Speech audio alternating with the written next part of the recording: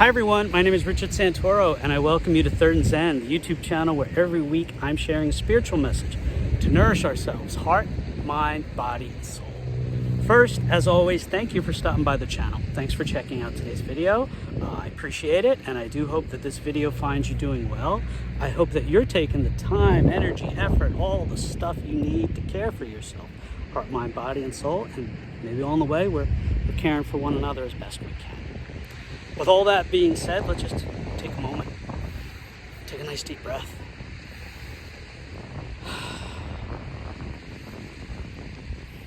Feel free to enjoy the atmosphere I am blessed to be in now and the water. The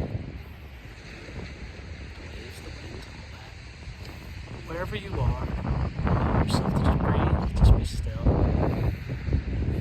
Do our best to be as present as we can be.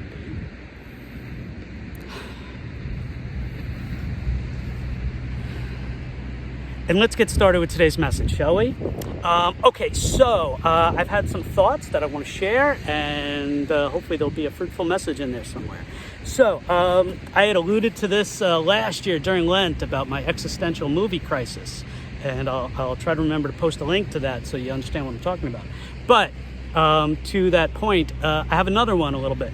So the website and app Letterboxd, which for movie lovers, cinephiles, is so much fun to log the videos you watch, review them, rate them, make lists and all that stuff. And me and some of my friends do that. Now, as I watch movies, new movies as they come out, I rate them. It's a 5-star scale. And my friend Kyle also rates them. It's what we do. And it's interesting how Kyle and I have two different ratings, criteria. So for me, when I watch a movie, that comes out, a new movie that I see, whether it's Dune Part 2 or Mad Max Furiosa or whatever, I will rate a movie like those movies 5 stars. And what I'm doing when I do that is I enjoyed the movie from start to finish. It was a great viewing experience for me. The experience was great. I couldn't ask for more. Were there maybe some things that weren't perfect about it, or I'm not grading like Siskel and Ebert or Francis Ford Coppola type director William Friedkin, where I'm looking at it through a technical lens or any of that stuff. Yeah, I look at that, but for me, you're going to get a 5-star rating because I loved the movie. I enjoyed it thoroughly. It was a great experience. Couldn't ask for more. That's that. So certain movies you're going to get those 5 stars and they go on a little bit of a plateau. Does that mean that all of the ones that get 5 stars are at that level of all-time greatness like The Godfather or Lord of the Rings or Wizard of Oz or something? No. But when I'm rating new movies like that, it gets 5 stars. Now Kyle, on the other hand, and let me say, Kyle's not wrong. I respect this. And if anything, it might even be maybe the more, not that it has to be accurate, but maybe even a more, traditional way to rate the movies where, no, it needs to be on a level of, I'm only giving 5 stars to certain movies. Only certain players get in the Baseball Hall of Fame or NFL Hall of Fame. You have to be immortal, elite, at a next level. It's not the Hall of very good, it's the Hall of greatness. And that's how Kyle is rating his movies 5 stars. So Kyle has his 5-star rating system. I have mine, and they're different.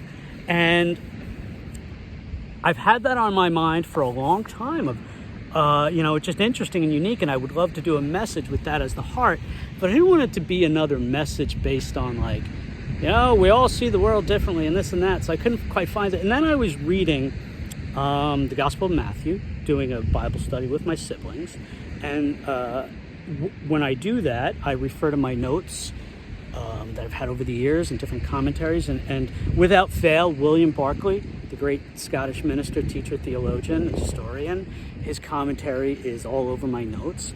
And there was a passage in the Gospel of Matthew, and forgive me, I don't have the exact chapter and verse right now committed to memory, but the author is citing Jesus saying, let's be perfect as God is perfect. And that could be a challenging, and I just completely pivoted from Letterboxd, so hang in here with me for the adjustment, the segue. So to hear be perfect as God is perfect is a challenge in our lexicon today because none of us are perfect. But we do have to remember that we're Bible wasn't written in 21st century English. The Bible was written first century Greek by people that predominantly spoke first century Aramaic. So it's going through a few different filters. So there's a lesson right there. When we're reading the Bible, we have to be mindful of what we're reading. So anyway, reading it through the, today's modern lexicon of be perfect. None of us are perfect. But William Barclay points out, I'm sure he's not the only one who does that. Oh, you're great. Enjoy your walk. As William Barclay points out, the Greek word that's used for perfect in there, teleos, T-E-L-E-I-O-S. And if I'm mispronouncing that, I'm sorry. Basically, it doesn't mean perfect in the way that we see it, like just perfect. It's in its utility and what it's made for. So for William Barclay, for the original Greek in that Matthew, and I promise I'll get back to Letterboxd, like a hammer is perfect if it hammers that nail and it's got the right balance in your hand and all that stuff. Its utility is what makes it perfect, according to that lexicon of first century Greek, as it's written in Matthew. So, as Barclay points out, what that passage in Matthew is actually saying is it's not that we're meant to be perfect, as in flawless, pristine, pure, just perfect. No. When it's telling us to be perfect, it's talking about us in our utility and in being the absolute best versions of ourselves, hitting our peak performance in who we are, heart, mind, body, and soul, in finding all the best things about ourselves and living that. And for Barclay, as Barclay connects it to Genesis and the mythical writings in the first 11 chapters of telling the sermon-esque story about how God created us in God's image. So for Barclay, he puts it together in a sermon-esque sort of way that, well, we were made in God's image. So if we are to be the best versions of ourselves, we are to be as God-like as we can, not in a be God powerful, but more the God who is love, the God who is mercy, the God who is all the wonderful and beautiful attributes of Jesus. So for us, and I know I'm a little bit all over the place here, so the 5-star rating system that we might think when we read be perfect, as God is perfect, doesn't mean we have to be flawless, pristine type of movie in Kyle's rating. And again, I'm not knocking Kyle. It doesn't mean we all have to be, the absolute flawless of everything. It more means being the best versions of who we are, the truest and most authentic versions as the image of God that we were made in.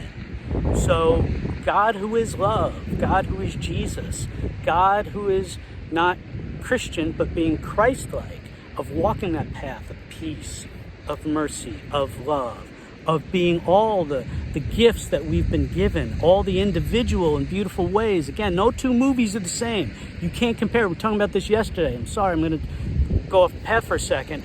Kyle and I were talking about this yesterday. Like, I was trying to rank the top movies of the 2020s, and I had Everything Everywhere All at Once and Dune Part 2, but how do you compare those two movies? They're so different. How do you compare an animated movie like Encanto with a sci-fi movie like Dune? It's different. So we're all different as well. So each of us being perfect in our utility, each of us being the best versions of ourselves means being the best versions of ourselves. And it also means allowing others the space, the permission, the empowerment, the encouragement for everyone to be the best versions of their selves. Because like movies are different, we're all different. And thus, our levels and manifestations of being the perfect versions of ourselves, the best versions of ourselves, are going to be different. So, in summation, in conclusion, bring us in for a landing, because I feel like I've been a little all over the place, so please forgive me that. When the Gospel of Matthew, citing Jesus, says that we are to be perfect as God is perfect, It's not meaning our everyday lexicon that we have to be absolutely flawless, without fail, hitting every mark, never making a mistake, all that stuff. That it's not that kind of perfection. The kind of perfection that Jesus is talking about in the Gospel of Matthew is being the best versions of ourselves. It's about utility. It's about what we were made for, how we were made, who we are as made in the image of the Creator by the Creator. So living as our best versions in the image of God, the God who is love.